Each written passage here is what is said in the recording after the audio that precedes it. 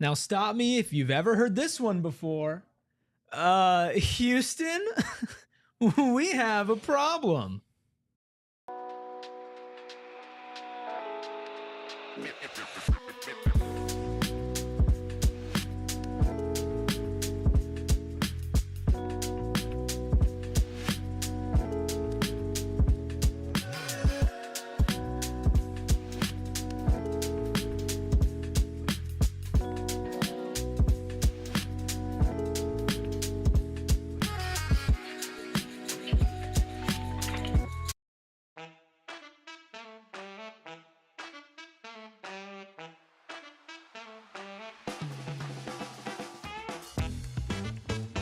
Psychos and sickos unite for another PHNX Suns pregame show brought to you by Gila River Resorts and Casinos. You do you at Gila River Resorts and Casinos. Visit playatgila.com for more details. I'm Eric, and I'm ashamed of that cold open. That's Steven. He's also ashamed of that cold open. And that's Gerald, who burst out laughing the moment that the cold open was over. Noah behind the Mac, making all the magic happen. But, of course, the most important people, that's you guys in the chat. Thank you all so much for joining us here on another earlier game. Daylight savings time, switching it up. Another 5 o'clock tip-off. This time, it's the Suns taking on the Rockets. Before we get into longer injury report than we expected, of course, previewing the game, our bets, I'd be remiss if I didn't bring up some very sad news that our friend of the program, Eddie Johnson, shared on social media today. Former Sun Oliver Miller, unfortunately, passed away. Of course, Oliver Miller, as a rookie, a part of the 92-93 Suns team that made a run to the finals, had a really big overtime game in the first round against the Lakers, but of course, so much more than a basketball player, a family man, and of course, a human. So we feel very much for his family. We wish everybody well who knew Oliver Miller, and of course, so many of you Suns fans who he was a big part of your life during that run. So wanted to bring that up and let everybody know if you hadn't heard the news. And for those of you that have that are affected by it, we're thinking of you and his family. No easy way to transition to that, but let's dive into Suns Rockets, guys. We've had a day off, a day to collect ourselves post-loss. How are we feeling? Feeling okay. How's your back? My back's feeling a little bit better. Okay, good. Been icing and heating, which I guess the Suns have not been doing because the injury report got a little bit longer compared to even last night when it first came out. I don't feel great about this particular matchup, but I do feel good about the possibility of hopefully getting some minutes from a few guys that we have been advocating for. So I guess why don't we just jump into the injury report? Why not? Let's dive and get in. that out of the way. On the Suns side of things, Nick Richards is out with right ankle soreness, and so is Grayson Allen with left foot soreness. They were not on the injury report that was initially given to us last night, and then today they were late additions to it as doubtful. Cody Martin's still on his G League assignment. He is practicing with the Valley Suns. He's not playing there. It's just a way for him to kind of get the rust off as he's coming off of that sports hernia. Monte Morris was doubtful with the low back injury management. He is out. Jalen Bridges remains out. And then on the Rocket side of things, Fred VanVleet is available. He's going to be playing through that right ankle strain. Amen Thompson and Reed Shepard are both out. And our guy, David Roddy, out on a two-way. He was in addition to the Rockets a couple weeks ago. Steven, no Nick Richards, no Grayson Allen. Might explain why Nick Richards didn't see a lot of minutes after the 20-minute mark in the past game. But like Gerald said, this might force Mike Budenholzer to play some players we'd like to see, or Mr. Double Down might double down with more minutes for the players we don't. Yeah, we'll see which route he decides to go in this one as far as the lineups and rotations go. But I think it should breed opportunity for Oso Yodaro. It should breed opportunity for Ryan Dunn. Shouldn't need injury in any capacity to give those 2 minutes that they've earned over the course of the opportunities that have been extended this season. Nonetheless, here we are. We'll see. It's very much we'll see, because as unpredictable and random as he wants the offense to be, his rotations and decision-making consistently align with that more. So I hope so. That's all I can give you on that. Well, we are going to see. We're not off to a great start with the starting lineup. Predictably so. With Nick Richards out. Mm-hmm. We got Bradley Beal, Devin Booker, Kevin Durant, Royce O'Neal, and Mason Plumlee in the starting lineup. Bol out of the starting lineup tonight. Correct. Yeah, I saw the writing on the wall with that one. He hasn't played in the fourth quarter either of the last 2 games. Mm-hmm. He's played less than 10 minutes in each of the last 3 games in the second half, and he hasn't played more than 20 in the last 4. Yeah. So, and the scoring hasn't been there. And again, if he's not giving you scoring, where's the other impact from him coming? So I might have also seen that coming, and you'll see in my bet later today exactly why that writing might have been on the wall for both of us. I listen, let's just cut the bullshit, guys. We're going to see a lot of Mason Plumlee tonight. If you expect heavy Oso Ighodaro minutes, I think he should hopefully get some run. I think we'll see some KD at the 5. We've seen Bud go to that a little bit in the last couple of games. But Mason Plumlee, for all of the flaws that he has brought and these low moments when he's been getting a lot of burn, overall has been solid. It's just eliminating those really low lows that everybody gravitates towards, and the fact that it was instead of another center. Now there's really no instead of, because I just don't expect Oso to get heavy minutes. I don't either. I think we're looking at Mason Plumlee 30 plus minutes tonight. Easily. And I hope that Oso does get some burn, and I hope that he plays well in those minutes, because what better way to prove some of your flaws are overstated than against a Rockets team that's #1 in offensive rebounds, that's #1 in second chance points. One of the biggest knocks on Oso is the rebounding, the lack of relative size as a center. If he can go out there and take control of the boards in whatever minutes he gets, I think that's a good statement to Coach Mike Budenholzer, even if it doesn't really convince him that he's deserving of minutes once Nick Richards is back in the lineup. I just want to see this kid get an opportunity and make the most of it against a Rockets team that's good on the glass. yeah, that would be nice to see. I just can't put any stake in that because of what we've seen for the last 2.5 months since the last time we got an actual main rotation minute. Yeah, So. and we are probably not going to see a lot of Colin Gillespie tonight, just because Bradley Beal is back in the lineup. Now, Steven, you and I yesterday on our off day, we still want to talk a little ball. We talked about the possibility of the Suns shutting Bradley Beal down, what that would mean for their season. You brought some great numbers on that. So if you're looking to watch something at halftime or something during the game, if you just want to have the game on mute, that right now is up on PHNX Sports. Steven and I went about 14 minutes on that. So really good conversation. But Bradley Beal back in the starting lineup, and hopefully that can lead to the Suns doing something against the Rockets, but he's most likely going to get a pretty tough task tonight in Fred VanVleet. I mean, he might have that matchup. He also might be matched up with Jalen Green. Either way, it's going to be tough. Either way, it's going to be tough, yes, for sure. But I think the importance for Beal in this game, more so than anything, is going to be his paint touches. This is the second-ranked defense in the league, and I think they might be second or first since the All-Star break. They get the job done. They have players that simply guard. Jalen Green doesn't get attention for his defense, but he's a stock machine. He gets a lot of those, especially if teams are careless with the ball. He gets after it. He can't get a rotation minute with Ime Udoka without defending. They have multiple players that simply guard. So Bradley Beal being able to get a paint touch, being able to beat his man on the dribble, off the dribble rather, it's going to be important in this one. And we've seen the Suns struggle with teams that have athletes that have a lot of length, and the Rockets have those. Obviously, Thompson being out helps them in that respect, because Thompson is an incredible defender who fills a lot of gaps for them and is an uber athlete. But outside of that, I'm looking for the big three to kind of carry this. You're missing some key role players.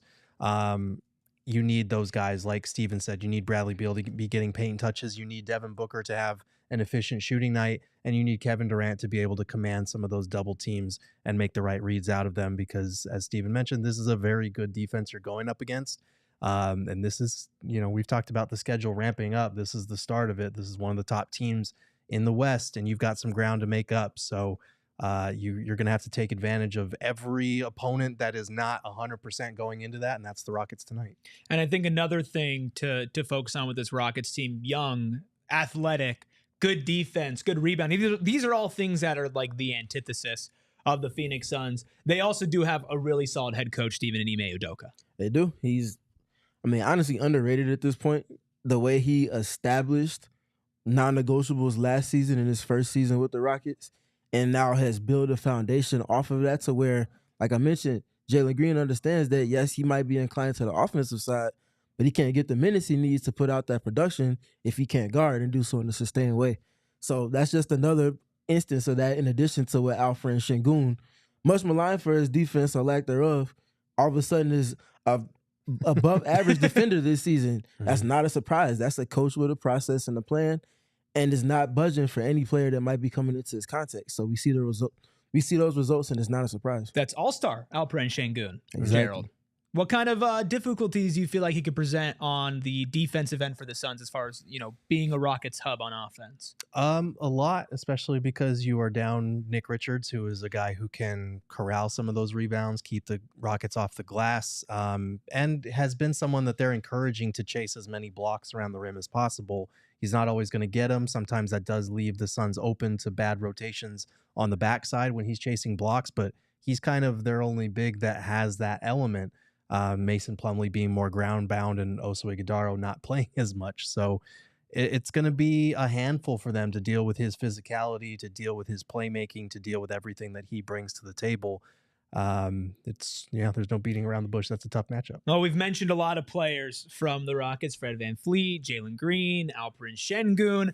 I think we'd be remiss if we didn't bring up Dillon Brooks, who has, fit in with the Rockets, but even beyond his fit with the Rockets, does have a history with Devin Booker. And usually when somebody with a history with Devin Booker plays Devin Booker, there's some fireworks and some sparks there. Hopefully that brings the best out of Book today. Hopefully. I think the last we saw of the Devin Booker, Dillon Brooks rivalry was Team USA versus Canada, when in Vegas, after an exhibition game, Book was giving his post-game interview and Dillon Brooks walked right past everyone in the middle of the cameras and Book just had the most annoyed look on his face. There's no love lost there for sure. Dillon Brooks has fit in a lot better than I was expecting with the Rockets. I think when they signed him to that deal, a lot of people were saying, what are they doing? Like, Dillon Brooks is washed. That's a lot of money to give Dillon Brooks. He's come in and helped them establish kind of that smash mouth tone on the defensive end. And he's been good for them offensively as well. So this is another component to a matchup that, this team is young, they're athletic, and they've got that guy that we kind of wish the Suns had at times in terms of someone who is going to set the tone and talk a little trash sometimes. Yeah, Dillon Brooks is a player that is enjoying a career best season from deep. He's like at 183s made this season or something like that. That's already a career high in the season. And he has like 18-something games to go. So he's going to obliterate what was his previous career high. And again, you talk about names, you talk about talent, and you talk about fit. And fit is something that's consistently underrated, especially when you bring in a new head coach. Do you have players that are akin to that identity that coach is looking to establish? You look at Mike Budenholzer and the Suns, we don't really see that. But you look at the Rockets, Ime Udoka, I thought it was a match that they got Dillon Brooks. Those are the exact type of junkyard dogs, plural, all cap dogs, that thrive under Ime Udoka, and it's a match made in heaven there. And we're also coming off of a Suns game that got chippy and a little physical against the Grizzlies with some jawing, and that didn't end up great for the Suns. So you need to, use that fire. I know KD's been talking, I know Book's been talking, but you got to talk and you got to win, and you have to back it up. The Suns, 5 games under 500, at risk of going 6 games under 500. Dallas, who's directly ahead of them, tips off also at 5, taking on a San Antonio team that they just beat as well. So it's going to be interesting to see what happens with the Suns tonight. I think it's an understatement every single game to say the Suns need a win. Steven, you have some keys as to maybe how they can get there. Yeah. We can start first with the timely stops part. Everything starts with whether the Suns care about playing defense on a gamely basis. With a question mark. With a question mark. And that was not there by question accident. Mark's important. That's there. not a typo. That's a question, genuinely. Can you just compile timely stops? This Rockets team turns the ball over at a bottom third rate in terms of how frequently they do so. They also aren't the best in terms of field goal percentage. Can you take advantage of that? Can you get the timely stops? Can you come up with a couple of timely turnovers that blend into your offense?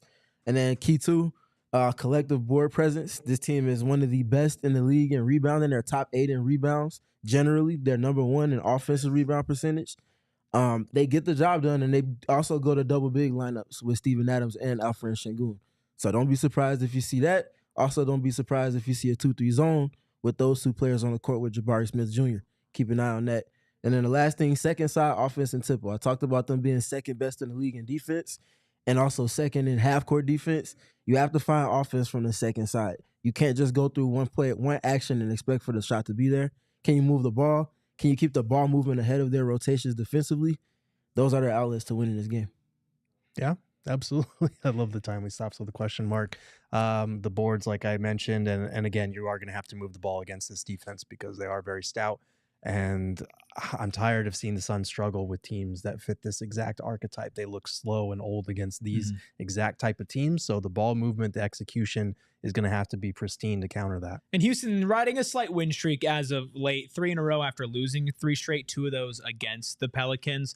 But it does show in these 3 games. They just most recently beat the Magic 97-84. Magic, they're going to grind it out. They're going to be a defensive first, slow it down type of game. The Pelicans, they won 146-117. Right, so this is a team that can win a bunch of different ways. Like you mentioned, they can go double big, but they have athletes like Jalen Green out on the perimeter. And if the Suns do not, I feel like, get out to at least an early lead or stay competitive early, it's going to be really hard for them to make up ground because Houston's going to be able to analyze the situation, analyze what the Suns are doing, and with the Suns' front court depth being hurt tonight, I think they're going to be able to take advantage. It's going to be on the Suns. I feel like my key is start hot, but that's almost a key for every single game for them. Yeah, and it's been a problem in recent games. I think last game they actually got off to a decent start, if I'm remembering. Yeah, right, against the Grizzlies, they were up 25-9. Yeah, but now we need to sustain it because we've seen this team. They almost alternate quarters where they have 2 good quarters and 2 bad quarters. How about 3 and 1? Let's start there. Let's not even go for a full 4 good quarters. Let's just go for 3 and 1 bad quarter, just as long as that 1 bad quarter is not an absolute albatross. You're asking for a 4th quarter meltdown. But let's take a look at what we think is going to happen after 4 quarters. It's time for our score predictions, of course. Oh, fun times. Everybody going with the Rockets. Espo, the most negative, Rockets by 15. Gerald, second most negative, Rockets by 10. Yeah, I don't have a lot of optimism about this, especially with Richards not there to help on the glass. And Grayson, I hope with Grayson out that we see some Ryan Dunn minutes, but you're a funny guy. That's a good reaction. That's where I'm at. Funny guy, man. Steven, Rockets by 3, the lowest on the panel. Yeah, they haven't been playing the best basketball. They have been injured. I mean, Thompson's been out for about a week now. Fred VanVleet's been out for longer than that. He came back for 1 game and then went right back on the mend. So there's some things mixed in with that, but they still generally aren't a good offense. The Suns have the 2 best players on the court, regardless of who's on the lineup for the Rockets.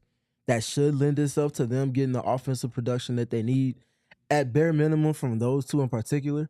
If both of those 2 can get to 30 in this one and start sprinkling in shots for others based off of the gravity that they have, they're outlets for them to win this game, but they can't do that without the other end of the court. And that's why I have the Rockets still winning by even the slimmest of margins at 3. Yeah, Suns also the 2 best players on the court against the Grizzlies, who are also injured and not playing. That's up for debate, but Ja, better than Book this season? Oh, that's an interesting conversation. I don't know about that. Ja's been getting better as of late, but overall, who's doing what the team needs for them to win games? Well, that is a different question. Is that now, what we're basing it off? If we're basing it off of something else? Oh, I mean, that is a whole other can of worms that we might have to dive into. Speaking of can of worms, let's open up the Bet365 can of worms. Let's take a look at the line for tonight. What do they have going on? Suns on the road, plus 150 on the money line, plus 4.5 on the spread. They are, of course, the underdogs, but not by a ton. More akin to Steven's prediction. Rockets minus 180 on the money line, minus 4.5 on the spread. And you know what that means. It's time for our pregame picks, presented by Bet365. Download the Bet365 app. Use code PHNX365 when you sign up and find out why, whatever the moment, it is never ordinary over at Bet365. You must be 21 plus and physically located in AZ. If you or someone you know has a gambling problem and wants help, call 1-800-NEXT-STEP, text NEXT-STEP to 53342, or visit problemgambling.az.gov. Now, I mentioned that I kind of had a feeling about Royce O'Neal. Even if he wasn't starting today, Royce O'Neal is a Texas guy.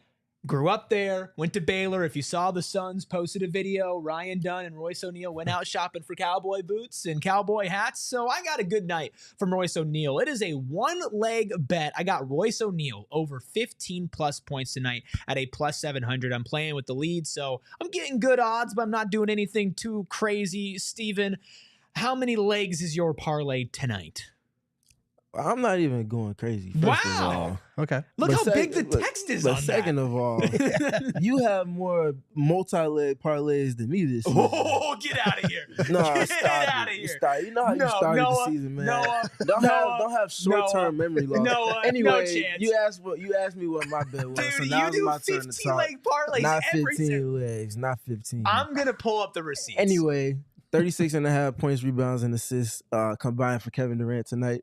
Over 31.5 assists and points for Devin Booker tonight. I have Alfred Şengün grabbing 3 rebounds in the first quarter, and then I have the Rockets winning this game, but neither team scoring over 120 points.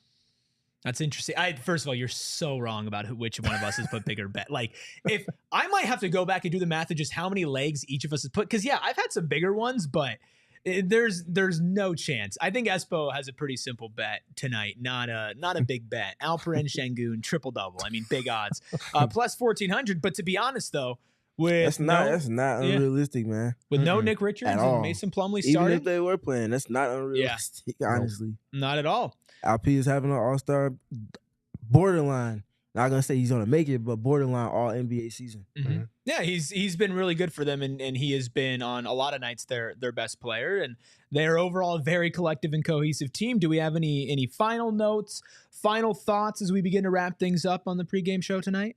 Man, if I don't see Ryan Dunn, Oso Ighodaro, and Colin Gillespie get 10 minutes, I'm gonna be very upset. What are you going to put on the line? What are you going to do if you don't see Nothing. that? That's not my job. And I feel like more people need to know this. It's not my job. But I'm going to be upset because this is an opportune moment to get at least 2 out of those 3 guys some minutes tonight, with Grayson Allen out, with Nick Richards out. And we're probably going to see Oso, I hope. I don't know what we would do if we were not. Royce O'Neal at center. Kevin Durant at center again. Bobo. We need to see these guys. We need to see them out there. Not just because we need to start evaluating some of these younger guys and building on their confidence with actual minutes, but because these guys can actually help you win by providing you with some athletes, with some defense, with some players that are going to make multiple efforts on a defensive possession. It's been way too long since we've seen that consistently from 3 out of 5 guys on the court at one time. A couple of things for me. For one, again, the Rockets, for teams that have played at least 100 possessions of zone, they have the best points per possession mark in the league. Don't be surprised if you see that, especially when one or two of the big 3 are not on the court. Ime is going to look to break up the rhythm of the Suns' offense. And in addition to that, the Suns need to try not to go up against their half-court defense as often as they do. They have the 29th percentage of possessions against a set defense. That's because they can't get stops. That's not a good look if you're going up against this Grizzlies. This Rockets defense, again, they're one of the best in the league, and they can't weigh on you. So their defense has layers to it. If you don't allow for them to get to those layers because you're not playing off of taking the ball at the net all the time, that's a major outlet for the Suns to go and steal one in this one. Wouldn't be a PHNX Suns show without Maria with a super chat. Thank you so much, Maria. Says, hope we get some Oso and Dunn minutes tonight. Praying hand emoji. We'll all be praying. Fingers crossed as well. Make sure no matter what, if Oso and Dunn play, if not, whatever happens, we'll be back here for our post-game show a couple minutes after the final buzzer. So make sure you subscribe to PHNX Sports. Make sure to turn that notifications on. And by the way, so much more than just Suns content here. PHNX D-backs is going live at 5. PHNX Cardinals is live right now. Of course, free agency going on, spring training going on, Big 12 tournament for the University of Arizona Wildcats. ASU is done, but Bobby Hurley news all out there. Of course, ASU hockey. We have all this for you over at gophnx.com, and we have an exclusive deal, $36 intro offer for diehards. If you are not a diehard yet, make sure you do that. We have so many fun offers for you and fun things in our diehard Discord. gophnx.com/join. Leave a like, subscribe, turn notifications on, dim the lights, and watch your Phoenix Suns get ran out of the gym by the Houston Rockets. And we'll talk about it afterwards. We'll see you then. We all silly like the mayor.